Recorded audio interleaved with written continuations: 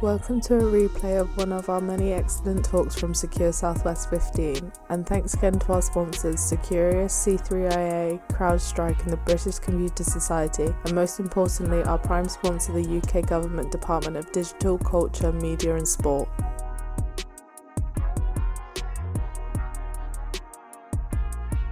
So good afternoon, everybody, and I'm really conscious of I feel rather ignorant to those that are online, which my only representation of anybody online is that little camera over there. So hello, everybody online, if you're still there. I haven't been ignoring you, honestly. I just find the limits of my cognitive abilities dealing with digital and real people obviously quite challenging. So I hope you're still with us and enjoying the day so far. Thank you to Securius for the sponsored lunch. Very good as it was. Thank you, Darren and Nigel. You must have been very busy with all those sandwiches.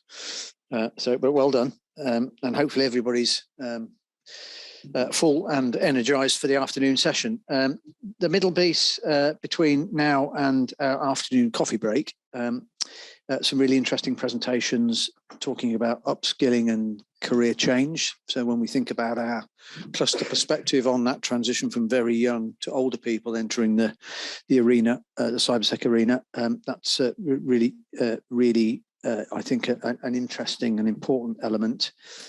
Diversity with Laura and Lucy, and Rosie, the aptitude and how you think is a really quite an interesting piece in this whole space, and personally interesting to me.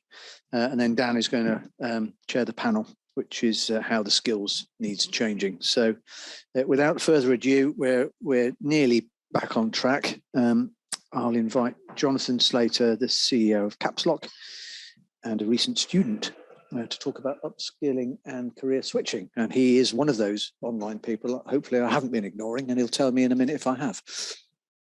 Robin, hi, can you hear me? Yes, loud and clear. Good. Pleasure to be here. How are you doing? You okay? Go. You have the floor. Oh, fantastic. Am I, I've got some slides. Am I sharing or are you sharing? Or can we share? You're sharing. If you share your slide pack. Okay, lovely stuff. Bear with me. Not relying on a dodgy clicker. Okay. There we go. Yeah. Okay, good. Yep, you're on. Cool. Yeah, pleasure to be here. Hi, everybody. The only problem with being virtual is that you miss lunch, which is a shame. But so I'm here with Matthew Golby. We're going to talk about reskilling into cybersecurity as an adult, maybe later in your career. We'll just talk about the following things. So we'll talk about the need for reskilling right now in our society and the opportunity there for cybersecurity in clusters like the Southwest. We'll have a look at Caps Lock and what we're doing. We'll have a look at the outcomes in terms of where our graduates are going and what industry needs right now. And then we'll talk to Matty for around 10 minutes about what his experience has been as a military veteran reskilling into cybersecurity later in his career as well. And then we've got an opportunity, if we have time, for some questions as well. So number one is the number one thing we want to talk about is the reskilling revolution right now in the UK. So the skills we need in the labour market are drastically changing, and people are at risk of career redundancy. This digitisation has led to a huge change in the skills we need in society right now, and education tends to take some time to catch up with those skills needs. So what we're finding is very talented people are becoming displaced, where we've got 5 million UK workers who need to reskill over the next 8 to 10 years. And for those who need to reskill, there are still huge barriers to being able to do that. So things like tuition fees, cost, access to tuition finance, salary loss whilst you're studying, the need to travel, just the knowledge about reskilling and what sectors are available to people, and many other barriers as well. So within cybersecurity, we have a skills and diversity shortage. There's no dodging that fact. Educational initiatives are not scaling quickly enough.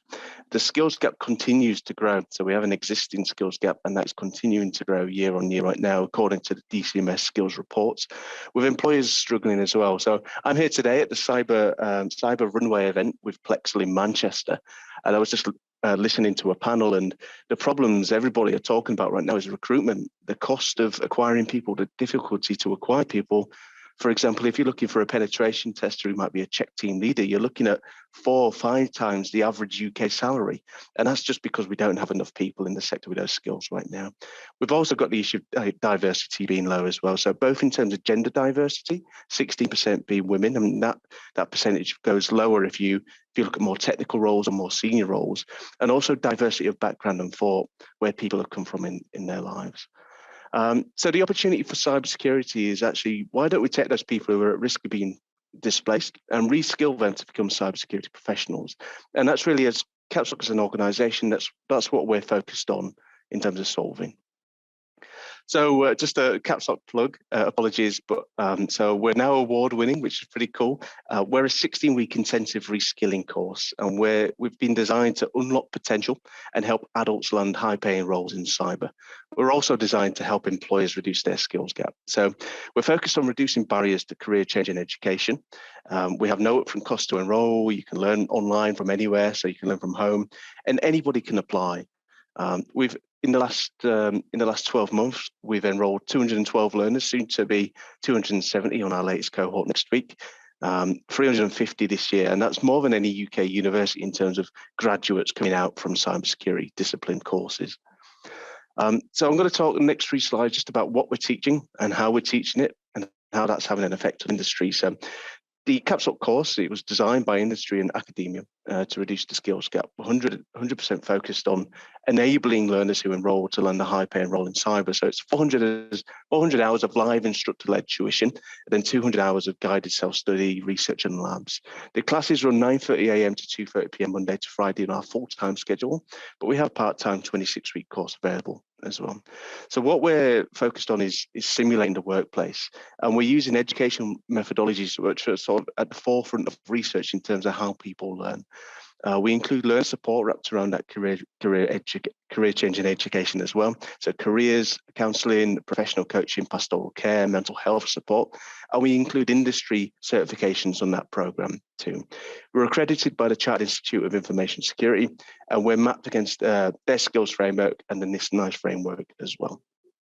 So the way we go about delivering our education is we use something called problem-based learning. And the next 2 methodologies I'll talk about is some of the only examples of doing this online in the world at the moment, and definitely within cybersecurity. So our curriculum is designed around 5 major problem areas, which you see on the left here. So we start with understanding business, moving to security by design, applied security, offensive, defensive security, then we wrap everything up with business continuity. But you can imagine in cyber that all these problem areas are interlinked like a spider's web. So nothing sits on its own.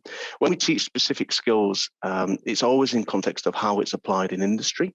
So when we're looking at understanding business, you might look at how to induct new employees with a focus on security, culture and awareness. How do you solve that problem and sort of build it into your induction process? And we use a scaffolded approach where the problems learners tackle become more complex over time as the course progresses. And then the second methodology is what we call team-based learning. So learners go through the course in a team of 5. And what this is known as is the flipped classroom approach, where they'll do some pre-work before the session, and then when they're in the session, we focus on applying that knowledge. So they don't just learn how to retain it, they learn how to apply the knowledge and the skills they're learning. The majority of the time at CapSoc is spent solving real industry problems within their teams under tutor guidance. And those problems in industry, they've always stayed the same, but the solutions we have to those problems evolve over time. And what we try to teach at CapSoc is sort of best practice to those age-old problems organizations are facing. So the benefits of this approach, so right now you're listening, you're reading, you might be seeing, you'll probably retain about 20-25% of this talk I'm doing right now. But what we want to do is get to that point where we're practicing doing and teaching others, and that's where we retain the most knowledge. So this approach to teaching cybersecurity really develops crucial impact skills outside of just those hard skills, which are things like communication, working in a team, workplace simulation, critical thinking, problem solving. So that workplace simulation, so when learners graduate, they can go into the cybersecurity sector and add value straight away. And learners know how to apply the solutions which are currently best practice. So that's CapSoc in a nutshell in terms of what we teach. And these are the people who are enrolling. We've got Matty Golby there in the top right. He used to be a taxi driver, also a military veteran, but people from all backgrounds being displaced, graphic designers, head chefs, sales support, people from commercial sectors, people from an IT background. we judge people on their future potential and not their past. So if you look at traditional higher education, you can't go to university unless you have certain A levels or certain experiences. And that's not always indicative of how you might perform on a course or in the future when you're trying to reskill. After the course and what industry is sort of focused on right now, we see 25% of our learners going to SOC analyst roles, and that's normally at tier 1. We then have around 35% going to both cybersecurity consultancy and then information assurance and governance-based roles. Cybersecurity analysis we've put in there as sort of 8%. That's kind of an all-rounder working for, I don't know, Tesco's, for example. But surprisingly, we've had a lot of people going to cybersecurity training and awareness roles. And I think for CISOs right now, one of the biggest problems is developing a secure cybersecurity culture and awareness program within an organization and really trying to implement cultural change. It's a problem which is really hard to tackle. So that's an overview of what industry is looking at the sort of the early career stage. In terms of starting salaries, so the average salary a CAPSOC grad goes on to now is 32.2k. 85% of our learners who are looking for work are hired within 6 months of graduating, and 96% of those who enroll on our course complete the course as well. And so far, everybody who's been placed as passed probation, we're just seeing massive industry demand. I think right now internally at CAPSOC, we've got over 100 live roles with our employer partners for early career roles, which is great to see, right? And these are some of the sort of the logos where our graduates go end up working as well. So some of the biggest companies in the world, people who have been from that background as a dancer or a music composer, and now working with some of the biggest technology firms in the world. So we see that it's completely possible, no matter what your background is, if you've got the potential and the willingness to learn, then cybersecurity is absolutely a realistic career path to go into. So I'm going to pass over now to Matthew Golby, who is a CAPSOC alumni and has gone through that reskilling process himself. Over to you, Matty. Excellent. Thank you very much, Jonathan. Hello, everyone. My name is Matty, and as Jonathan said, I am a veteran. I served 7 years in the Royal Navy, and then I left about 10 years ago. So I went from taxi driving and cleaning caravans into cybersecurity consultancy within 6 months. It was quite a big step for me. It came with its hardships, but also thanks to a couple of government lockdowns, a bit of time for revision. How I found the whole balancing work, learning and family. During the initial beginning of the course, it was quite easy because we were in a lockdown, so there was nothing to do other than revise, spend time with the family. But as soon as it all opened up again, I was working full-time, trying to be a dad to my daughter, and also trying to do the learning that we do at night, but also there's homework that we did. So just trying to make sure that I was having all of it at the same time, if that makes sense. I managed to secure my first role within the industry, I'd say about 4 months into the course. That completely turned everything on its head. I was on the road. I was doing ISO 27001 audits for a couple of companies. My first day on the job, I was in front of stakeholders and company directors, guiding them through their errors to get them up to a standard, which was quite a turnaround from talking to old women and helping them with their shopping to talking to high-ranking people, which was quite good, actually. We'll just go on to the next slide, Jonathan. Excellent. So the transition for me, it was quite long. I left about 10 years ago, and I fell into that lapse of doing minimum paid jobs, basic security roles, working your 12-hour shifts. And I tried a couple of times to do online degrees, but it was quite hard doing your 12-hour shifts, and they constantly changed from day shifts to night shifts. It made it very hard to study. Again, obviously, try to find some family time. So I always fell down, sadly. I was also financially blocked when I started looking at getting into cybersecurity. You've got a lot of courses out there, and they're great in their own right, but they cost quite a lot of money. And for me, being on minimum wage, not being able to actually do that, I wasn't able to push myself forward. Obviously, until CAPSOC decided to come along, and they truly did save the day. And that's where COVID-19 became, for me, the game changer. And so I was earning a good wage with the taxi driving. I thoroughly loved the role. I was from a small seaside town, so when COVID came and we were in the first lockdown, it all stopped. everything just changed for me. So I was actively now looking for opportunities. I came across one company, but they were a bit too salesy. So they were trying to push, we want your money. I didn't like that, so I decided not to go with them. And that's when I started doing the caravan cleaning just to get some money in. I was looking for a job on Indeed, and that's when I came up to the Caps Lock Indeed advert. And I thought, well, if they're trying to scam us, they're doing a really bad job, because they don't want us to pay them any money until we earn over £27,000 a year. So either it was the long game or it was for real. Thankfully, it was for real. If we want to move on to the next slide there, Jonathan. Excellent.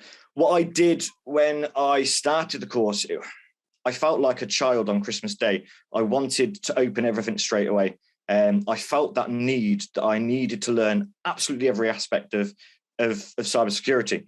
My Hollywood goggles were that, you know, you're sat there tapping away at the computer and you're the hero, and you're basically ethically breaking into other people's networks to show them where they're weak. I quickly learned that that's not what cybersecurity is about. I realized that actually there's this whole other area that encompasses it's invisible, really. You've got the governance, you've got the risk side, you've got the auditing side, what I do now, the consultancy side, but people don't actually see that. So if I'd have been aware of it and took my goggles off sooner, I wouldn't have felt that need to learn everything. Also, the financial pressure, it just disappeared in the blink of an eye for me. One of the greatest things, and I'm not trying to sell them, I love Caps Lock, I think they're great. But for me, not having to put down a deposit, not having to pay for a course until I'd got a role and earn over a certain amount of money, it changed it. It changed my whole approach of learning. I was able to go from no worries of finance. So it didn't matter if I felt like I was struggling or failing, because I hadn't got a loan out for 10 grand or 15,000.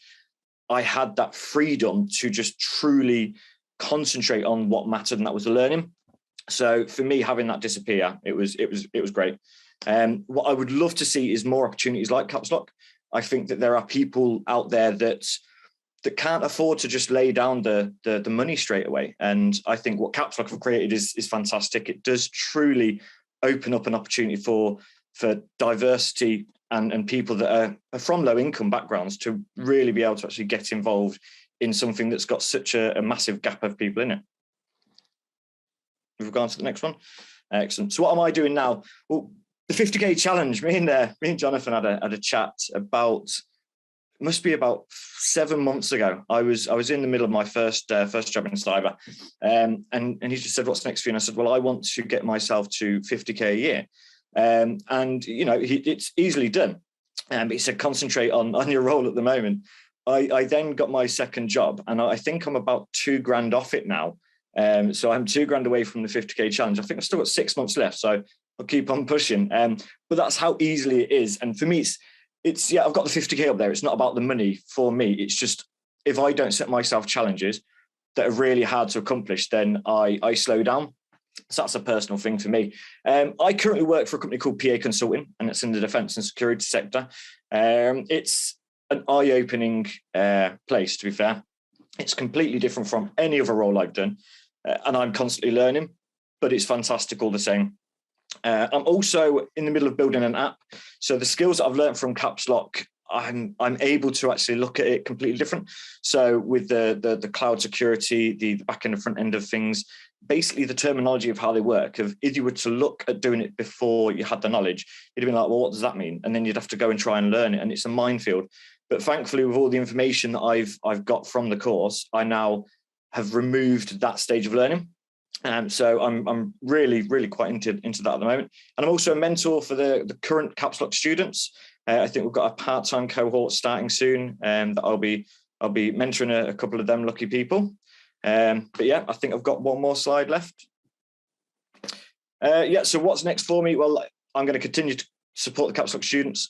As a mentor, I believe that one of the biggest problems with the industry is that people have information, but they're not willing to share it. I think that needs to change. So I might be new in my area, but if I can change a couple more people's perspective on it, if I can guide them when they're having the days where they're just like, do you know what, this isn't for me, it's not working, I'm an imposter, then I'll be very happy. Obviously, I'd like to release the app. I think I'm going to look at the end of the year for that, because I've got a lot of work going on in my full-time job. I want to qualify as well as a lead implementer for the ISO 27001. When I was on the course, I hated the subject, but now I've done audits. It's completely different from what you learn from actually doing it. So I think that there's a little spark that's been thrown up in my life. So I'm going to continue down that avenue to see where I go. And I also try to push myself for the promotion to consultant. So at the moment, I'm a consultant analyst. So that'll be the next step up in the game. And that's my speech there. Yeah, that's everything from us. Thanks so much for having us. But yeah, happy to answer any questions if we've still got time. Many thanks, Jonathan. Thank you, Jonathan and Matty. I was the wrong side of the lectern. To the Slido iPad. Apologies. I'll just double check there's no questions come in off Slido. And there isn't. So thank you very much, gentlemen. Really, really interesting. I know there's a couple of Caps Lock graduates and attendees at the moment in the audience. So the word is clearly spreading down here in the Southwest. There is no, you nearly got away with it, Jonathan. 2 questions. So what are the key aptitude indicators for those that have the potential to reskill? And how long will it take to pay back Caps Lock? Yeah, sure. So in terms of what's traditionally measured is you take an approach of trying to measure some form of IQ, some form of EQ, which is sort of like social emotional intelligence, and then drive and determination. What we find when we sort of try to measure future success is that drive and motivation heavily outweighs where people currently are. So what we ask people to do when they apply is they'll do some personal statements, tell us about them. We'll have a look at the passion and the motivation behind why they're applying. And then we'll ask people to do around 20 hours of pre-course study. So getting to 2,000 points on immersive labs, doing some e-learning with us. And at that point, if someone does that on their own back and puts in a good application, that's more than enough for us to say, actually, who are we to say no to this person if they've shown that drive and determination to enroll and complete what we've put in front of them. So that's how we go about measuring future success. It's I've got loads of interesting learner outcomes data now. So we're actually building a bit of an AI algorithm, if you'd like, to try and determine success when people apply. And then latterly, in terms of the repayments, so we use something called an income share agreement. It's a fairly new method of tuition finance. So no upfront cost to enroll. Doesn't matter where you are financially in your life. Once you graduate and land a job paying over £27,000, and only then, you'll repay 15% of your monthly salary back to Caps Lock. That's over a period of 36 months. It's FCA regulated, so there's certain consumer protection in there. So you can repay early, you can take payment holidays when you need. If you're ever in financial difficulty, there's things there for you as well. And what that does is sort of aligns Caps Lock as an education institution with that of the learners and what they need. So if we don't get them into high-paying jobs, then we effectively don't get paid. So we do everything that we can to help people get employed, like Matty and the alumni in the audience as well, which, hello, by the way. Great, thank you, Jonathan. That's really interesting. And, you know, a couple of, I think the presentations earlier and those this afternoon, you know, start to see where innovation and skills starts to come together. In your case, it's a business model innovation to make the affordability, you know, remove the barrier and get people in there. So congratulations. Thanks so much. Thanks very much indeed. Thank you.